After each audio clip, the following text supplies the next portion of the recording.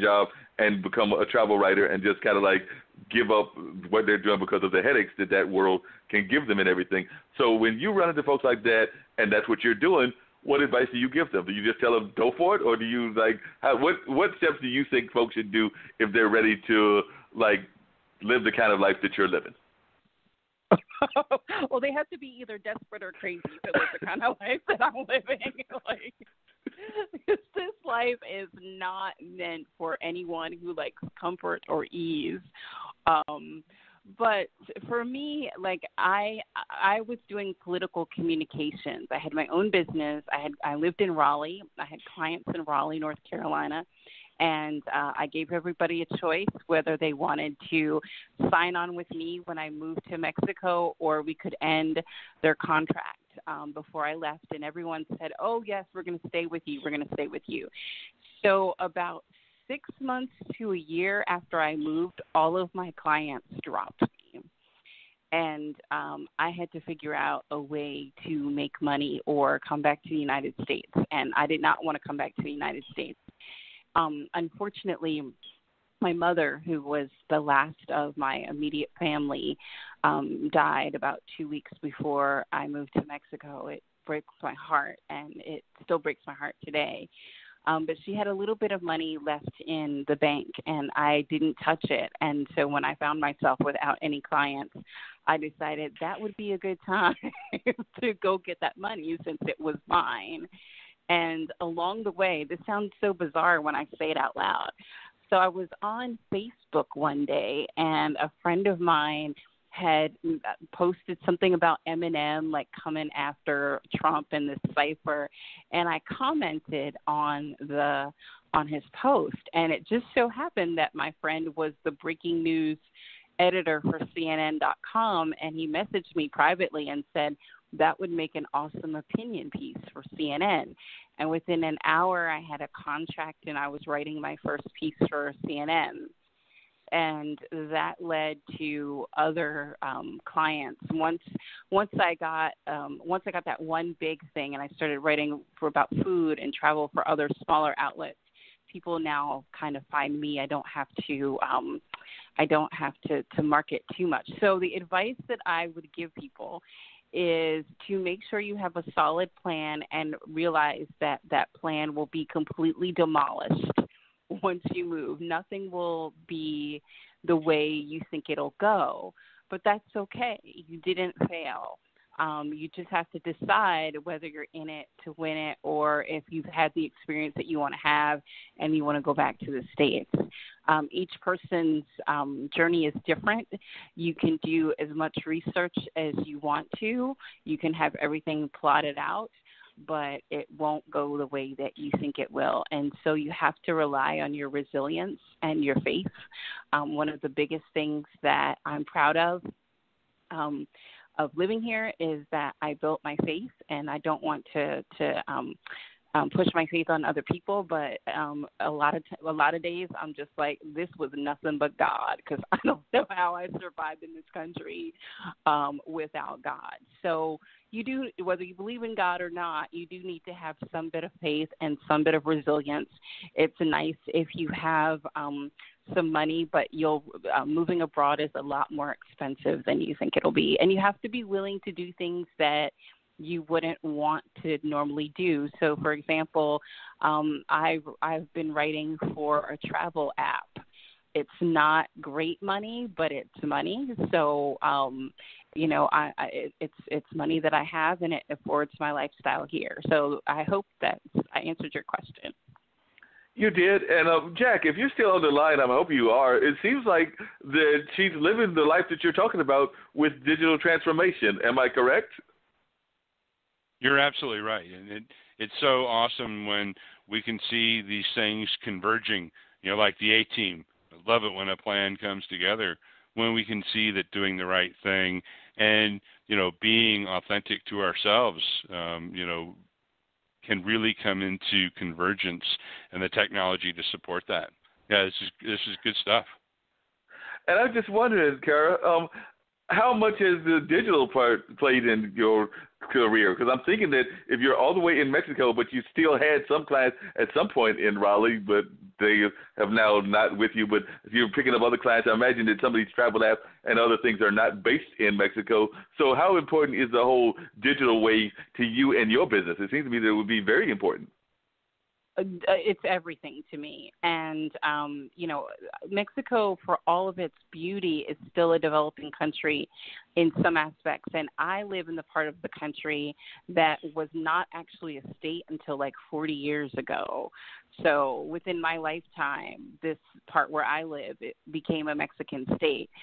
So in terms of technology, it's extremely important. And so while I may not have Wi-Fi from time to time, I invest in other tools to make sure that my technology is on point, because if I didn't have access to technology and the digital economy, I wouldn't be able to do this.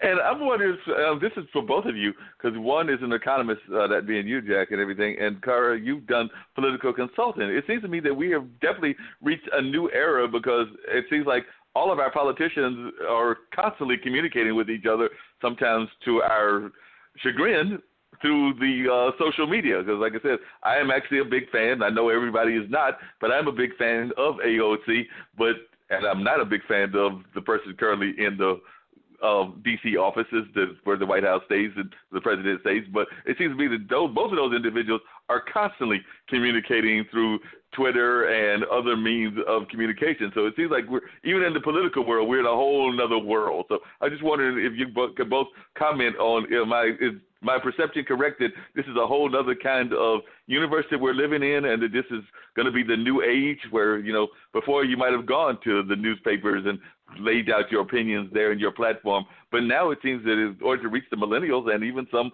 that are in my age range, even in the 50s, there are people in the 50s that are very much attached to Twitter and Facebook and things of that nature. But I just wondered, both of your perceptions of the new wave of communicating through the internet and through other digital platforms. I certainly see that, and I would say that, the technology has also given voice to folks who wouldn't have had a voice before. The democratization of information and the free flow, of folks who have never had any stage before, let alone, a national or global stage, and the ability to include so many different perspectives that would have been easily ignored in the past by those who had the platform. Now we can see the inclusion and we can see the affirmation. We're at an inflection point in our culture, and I think it seems like, we went through a period of time where folks were pretty terrible and nasty to each other, and it's not that that's going to go away, and I don't want to be Pollyanna-ish about it, but at the same time, we are seeing folks move to, new heights and, being more tolerant and being able to understand that, their perspective, no one says it's wrong because they have a different one. We can all share that and see, where we have the resonance and where we don't. And what were you going to say, Kerra? You were getting ready to jump in that conversation as well. Sure. I mean, in addition to being a political consultant, I was also the director of communications, outreach, and oppositional research for the North Carolina Democratic Party, and I was also a journalist for the Asheville Citizen-Times. So from my standpoint, the democratization of social media in politics has its good and bad points. On the plus side, it allows politicians to directly get their message out to the consumer or to the voter without having, the expensive TV ads or the ads in the newspaper. So in a sense, you cut out the middleman, and it also allows constituents to directly communicate to their public officials, their elected officials. The bad part is that sometimes there could be shouting matches going on, and sometimes our politicians go off script, which is good for the people so they can see how they actually are. But if you are in my former job, it would just give you a heart attack.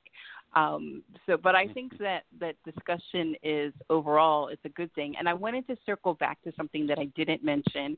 One of my clients is called buildinganewreality.com. And it's founded by Ted Wachtell. Ted Wachtell is the same man who founded the International Institute for Restorative Practices. And one of the projects that he's about to launch is called True Representation. And what he does is he takes other models of public decision making. He almost wants to decentralize decision making, and so he's looking at things like sortition and lottery, election by lottery, and other methods to have public policy decisions made. And it's really exciting that the digital age allows us to engage in these new conversations and see what kind of possibilities are out there. Yeah, because I imagine that at some point we're going to have, and I don't know how I actually feel about it, but the Electoral College may be on its way out at some point or another, and we may actually have real popular elections where it's actually, by the majority and done popularly. But then I kind of wondered if it becomes almost like some of those television shows that were out there where the vote determined the winners and everything. But then, as we know, people might load the vote in because, if you're going to do it by telephone, who's to say that you can't call 100 times or 200 times or however many times and inflate it one way or another? So I'm wondering how we're going to be able to regulate some of the things that they have talked about. So it'll be interesting to see how that plays out. I wonder if any of you have any thoughts on how the digital age might possibly change the political landscape in the near future or in the even distant future. Well, to follow up in Ted's book, True Representation, which I think is out this week, and I can send you a copy, he lines out experiments. There have actually been controlled experiments that happened. One happened with, I think his name is James Fishkin in Texas, which is, we all think of oil as an oil state, and they wanted to introduce some alternative energies. And what they did was they created these briefing books, and they brought a group of citizens in, randomly selected citizens, to look at these briefing books and consider the evidence. And by the end of, I think it was like a 2-day weekend, that the citizens had decided on their own to go with the alternative energies. The evidence was not skewed one way or another. It was just merely objective. So there are experiments happening not only in the United States, but also in Spain, Belgium, the UK.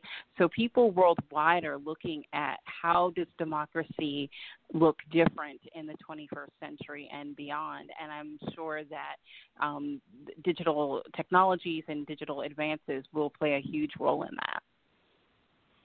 We're seeing that in Columbus, Ohio as well. Where I'm a volunteer. I help with the Smart Columbus Initiative, where digital information and access to resources is being provided, doing a lot of services, and a lot more focus on service provision than the political side of things.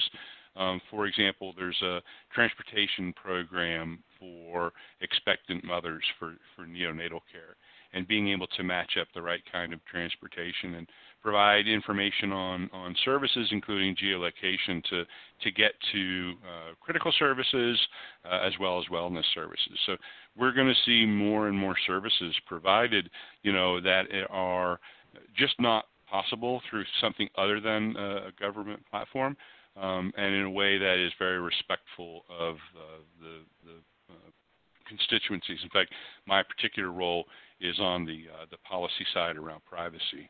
So I know Columbus is really investing in, and the Department of Transportation has given them a grant to continue to grow the Smart Columbus program, which will serve all of our communities.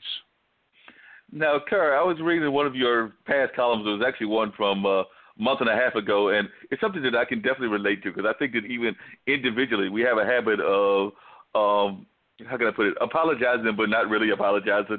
And it seems that that's one of the things you were talking about with the whole welcome to the age of apology. I forget how you phrased it, but it's basically how a lot of our, and a lot of people, we do that all constantly. I mean, even in our social world and even in our common world, whether it's with our kids, and you've got kids, I don't have any, but whether it's with kids, whether it's with nephews, whether it's with friends, or whether it's even with significant others, we have a habit of apologizing, but maybe we're really not apologizing. So you're asking me about whether we're apologizing now or what's going on now? Yeah, what's going on, and if you would just share a little bit about where that column came from and